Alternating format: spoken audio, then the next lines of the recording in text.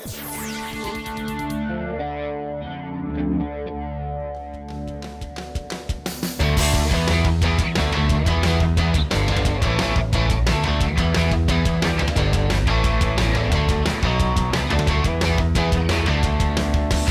know, when I first started riding motorcycles, classic British bike names like Triumph and Norton and BSA evoked London in the late 60s with young guys like me, I say that tongue-in-cheek, racing from cafe to cafe at what became the birth of the cafe racer. You know, when the Beatles were in their prime and when London was groovy. Of course, we can't go back to those times, but we can buy a motorcycle that evokes those times. And over my left shoulder is a new Triumph modern classic, the Speed Twin. In this video, I'm going to give you my initial thoughts on what it's like to ride a classic British bike. Now, the bike you see behind me costs $12,700, and that's because you pay a premium for that red and black Triumph gas tank. Is it worth $12,700? Well, let's wait till the end of the review.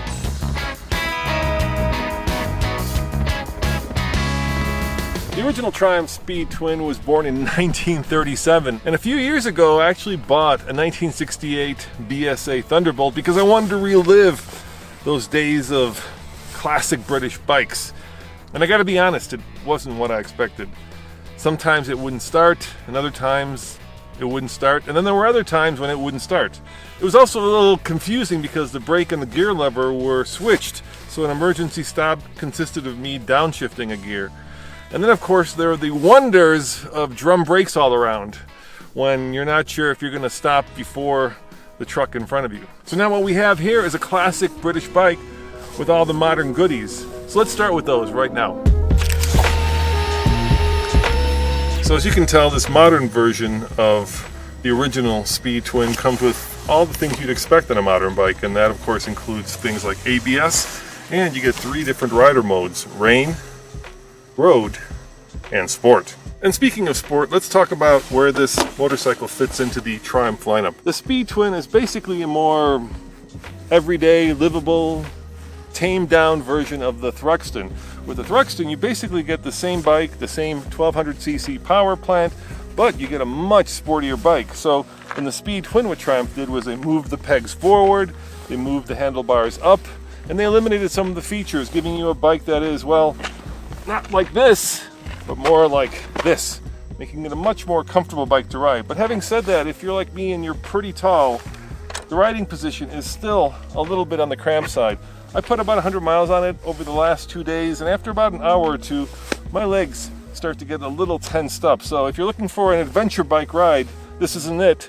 But if you're looking for something that's much more relaxed than a classic sport bike, this might be a good choice. So unlike a classic sport bike, this bike is much more relaxed. It's also relaxed in the way that it rides.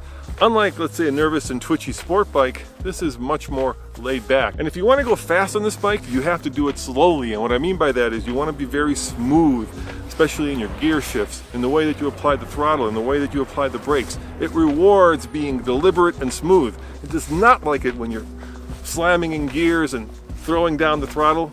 It just becomes very unmanageable.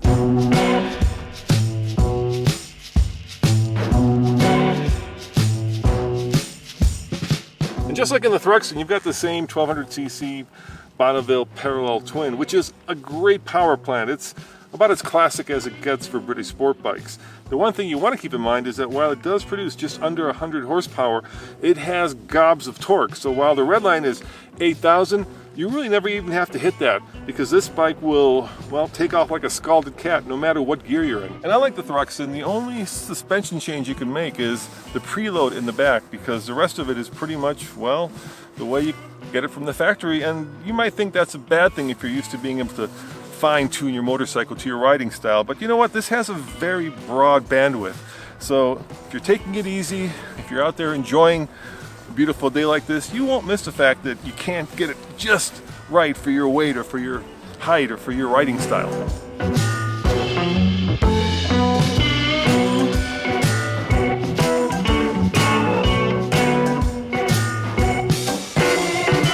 Now that's all good. However, there are some small issues that I have with it. First and foremost, I'm not in love with those wheels. They're just kind of black for the sake of being black. But perhaps the thing that I miss the most from my old BSA is the exhaust note.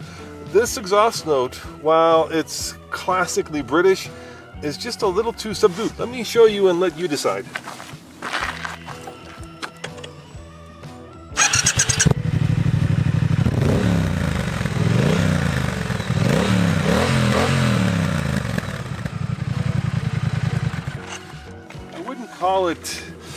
I wouldn't call it classic British sport bike. I would call it modern British sport bike. Fake fuel cap, let me show you what I mean. Wow, look at that. Pops open and then you gotta stick your key in here and then you gotta twist it to be able to fill it up. And once you do fill it up, the little tabs that show you how much fuel you have in it don't always go up immediately. You have to wait for it to actually register that the fuel tank is full, which is a little disconcerting when you're driving away from the gas station and you think that you've just filled up your Speed Twin. See what I mean? This is just really fiddly. And it's showing that it's still half empty. I do love the old school instrument cluster, but all the useful information is in these two little binnacles, not the big ones, but the small ones. And in bright sunlight, like right now, especially if you're wearing sunglasses, all that washes out. So you do have your tach and speedometer, but fuel and ride mode and what gear you're in, all that is pretty much invisible.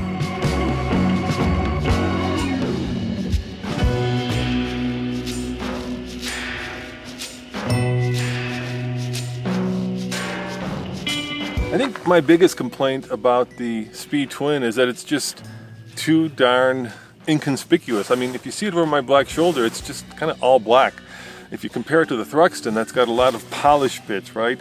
Where it actually pops and it feels like it's, you know, something that's been worked on. Of course, the attention to detail in this bike is the exact same, but because of all those black bits, it just kind of feels plain Jane. I was riding it around this weekend and I saw all these guys with Harleys, and I thought to myself, now that is a lot of chrome.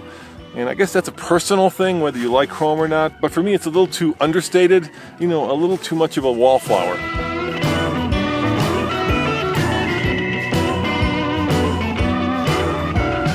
Hey Alex, you know what else is crazy? When I'm riding this, I'm always looking down, you know, at the speed and the RPMs, but what I keep seeing is this little sticker right here, right? And I think it means beware, headlight, but check the owner's manual. I think that's what that means. Makes sense to me. Or is it headlight, owner's manual, but beware?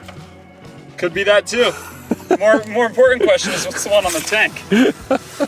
More owner's manual, more beware, owner's manual, gas tank, helmet. Yeah, I don't know, dude. I've spent a lot of time just staring at that, wondering what Triumph is trying to tell us. So after looking at this a little closer, I think this is a break-in recommendation, which I've never seen printed on a tank before. So it's telling you for the first 300 miles, don't take it above 4K.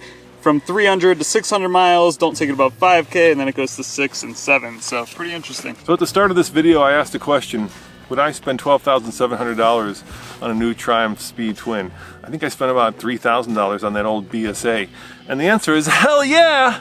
Not only do you have a bike that will start, that will stop, and that will take you comfortably on a beautiful day like this wherever you want to go, but you have a bike that will do it in style, making you feel like, well, you're back in the 60s in London, racing from cafe to cafe with your classic British motorcycle. As always, this is Roman reporting for the Fast Lane Bike. Remember, check out TFLbike.com. Yep, we've got a website now for more news, views, and of course, real world reviews. And this has just been kind of a first look at the bike. Stay tuned when we hand it over to Alex, who's our cameraman, for a full first ride review. See you guys next time. Ciao.